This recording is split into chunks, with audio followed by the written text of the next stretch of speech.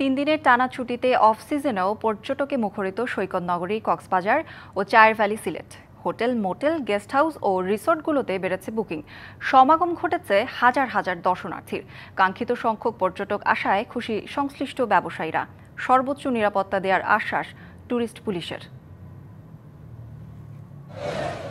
Off season হলেও টানা ৩ দিনের ছুটিতে পর্যটন কেন্দ্রগুলোতে দেখা মিলছে হাজারো দর্শনার্থীর। পরিবার পরিজন সহ সমুদ্র সৈকত ও বিভিন্ন পর্যটন পয়েন্টগুলোতে অবসর কাটাতে ভিড় করছেন ভ্রমণ পিপাসুরা।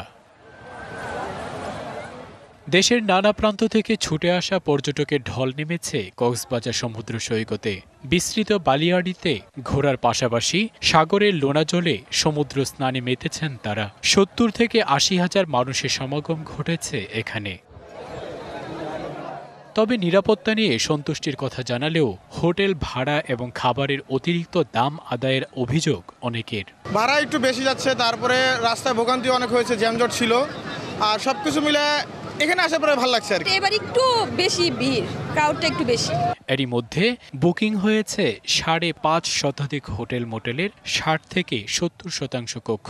যাদের নন ব্র্যান্ড হোটেল তাদের তো আসলে কোনো নির্ধারিত রুম রেন্ট নাই, তারা ওটাকে সুযোগটাকে কাজে লাগায়। সমুদ্র সৈকতের পাশাপাশি মেরিন ড্রাইভ, হিমছড়ি ঝর্ণা, ইনানি ও পারমিজ মার্কেট সহ বিনোদন কেন্দ্রগুলো পর্যটকদের আনাগোনায় মুখরিত।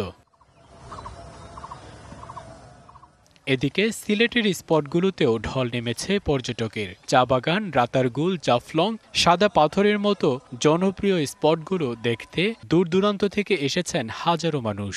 প্রায় ১০০% বুকিং হয়ে গেছে হোটেল, মোটেল সহ রিসোর্টগুলো। প্রথমত চা বাগান, তারপরে এখান থেকে যাব হচ্ছে ওই যে সাদা পাথর, ওখানে, তারপরে রাতারগুল। তো কাকতালীয়ভাবে ৩ দিনের ছুটি মেলাতে আমরা সিরাজগঞ্জ থেকে এসেছি এই সিলেটের নৈসর্গিক সৌন্দর্য উপভোগ করার জন্য। দর্শনার্থীদের নিরাপত্তা নিশ্চিতে ট্যুরিস্ট পুলিশের পাশাপাশি তৎপর প্রশাসন।